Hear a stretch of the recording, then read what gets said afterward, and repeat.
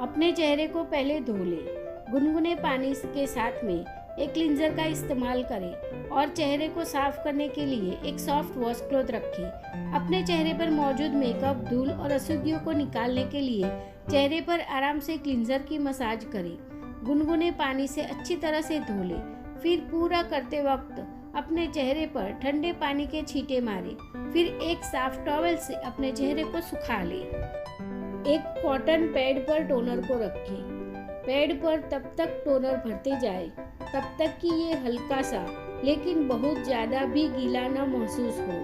अगर इस वक्त पर आपके पास में कॉटन बॉल है तो आप इस स्टेप के लिए उसका भी इस्तेमाल कर सकते हैं। हालांकि कॉटन पैड्स कॉटन बॉल के मुकाबले प्रोडक्ट को कम सोखा करते हैं, जो आपके टोनर को संरक्षित रखने में मदद करेगा। अपने चेहरे और गर्दन पर हल्के से टोनर को फैला लें। अपने चेहरे, गर्दन और क्लीवेज पर प्रोडक्ट को धीरे से लगाने के लिए कॉटन पैड का उपयोग करें। इसे अपनी आंख वाले हिस्से पर मत ले जाएं और प्रोडक्ट को अपने होठ पर भी न लगाने को लेकर सावधान रहें। मुड़ने वाले हिस्सों पर और पहुंच से दूर हिस्सों के ऊपर, जिनमें आईब्रोज, नाक के साइड में, कानों के करीब और हेयर लाइन शामिल है, ज्यादा ध्यान दें। टोनर उन अशुद्धियों को निकालने में मदद करता है जो क्लींजर से छूट जाती है।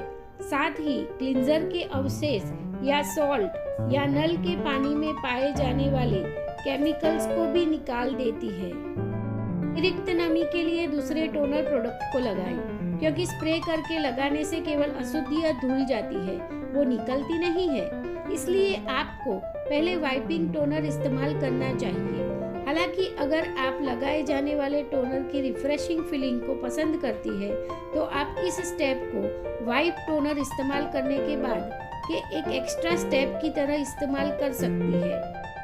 टोनर के सूखने का इंतजार करें। जैसे कि ज्यादातर टोनर्स वाटर बेस्ड होते हैं, इसलिए ये त्वचा में तेजी से सोख लिए जाते हैं। दूसरे किसी भी प्रोडक्ट्स को लगाने से पहले टोनर को पूरी तरह से सोख लिए जाने दें। ये आपकी त्वचा को नमी बनाए रखने में और अशुद्धियों के खिलाफ सुरक्षा देने में मदद करेगा।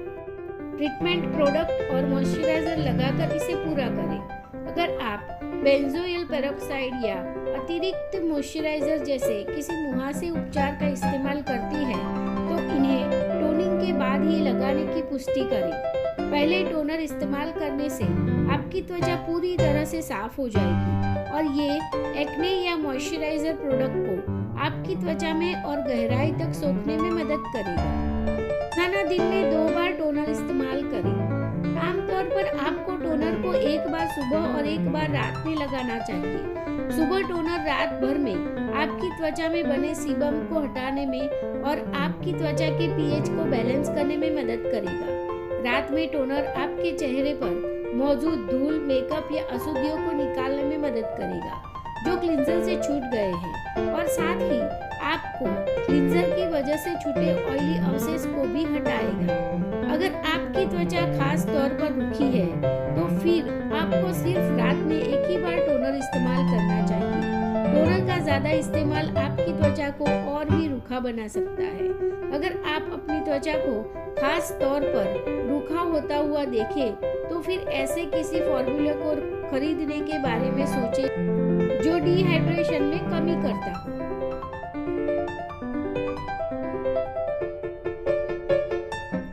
ज्यादा हाइड्रेशन के लिए गुलाब जल के साथ टोनर इस्तेमाल करें। गुलाब जल को इसकी हाइड्रेट करने, साफ और प्रबल करने वाले गुणों के लिए अच्छी तरह से जाना जाता है।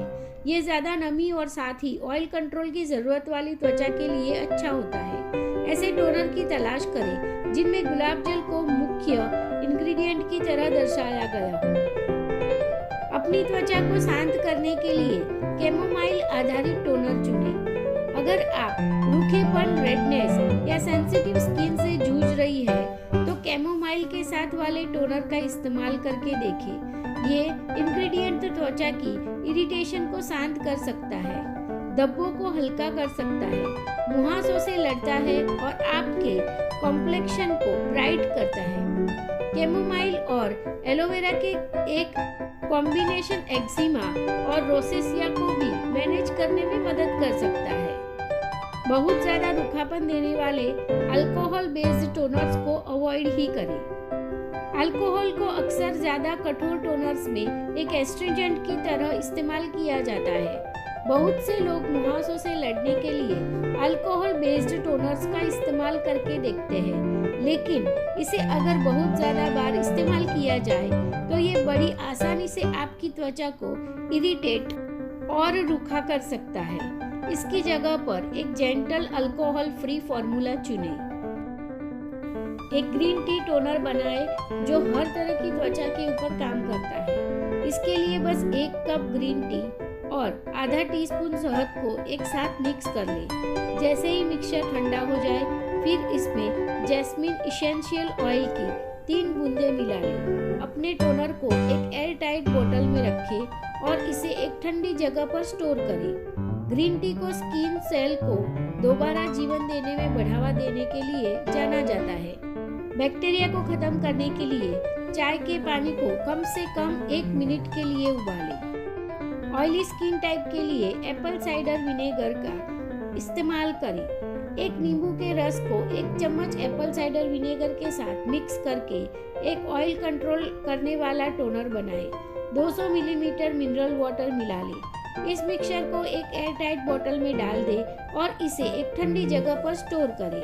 क्योंकि नींबू का रस आपकी त्वचा को धूप के लिए और भी सेंसिटिव बना देगा, इसलिए इस टोनर को सिर्फ रात में ही इस्तेमाल करने की पुष्टि करें। इस टोनर रेसिपी में एप्पल साइडर विनेगर त्वचा के पीएच लेवल को भी रिस्टोर करने में मदद करेगा। सेंसिटिव स्किन के लिए अपना खुद का गुलाब जल का टोनर बना लें। किसी एक पॉट या डिश में आधा कप सूखी गुलाब की कलियों के ऊपर उबलता हुआ फिल्टर पानी डालें और उसे 1-2 घंटे के लिए रहने दें। गुलाब की कलियों को अलग करके बाहर निकालने के लिए एक छन्नी का इस्तेमाल करें। फिर पानी को एयर टाइट कंटेनर में डाल दें और इसे फ्रीज में रखें। घर में बनाए हुए गुलाब जल को 1 हफ्ते के अंदर इस्तेमाल कर लिया जाना चाहिए, इसलिए उतना ही बनाएं जितना आप 1 हफ्ते में इस्तेमाल कर सकती है।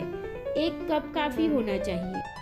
अतिरिक्त हाइड्रेशन के लिए अपने गुलाब जल में कुछ बूंदे गिरेनियम ऑयल की मिला लें। सूखी हुई गुलाब की कलियों को आप ऑनलाइन ले सकती है या खुद भी सुखा सकती है। अपने टोनर को सही ढंग से स्टोर करें। आप आपके घर में बने टोनर को बनाने के बाद 3 महीने तक स्टोर कर सकते हैं। एक साफ कंटेनर इस्तेमाल करने की पुष्टि कर लें। अगर आप किसी कंटेनर को फिर से इस्तेमाल कर रही है, उसे पूरी तरह से साफ कर लें और टोनर स्टोर करने से पहले उसे कम से कम 1 मिनट के लिए ताजे पानी में उबाल लें।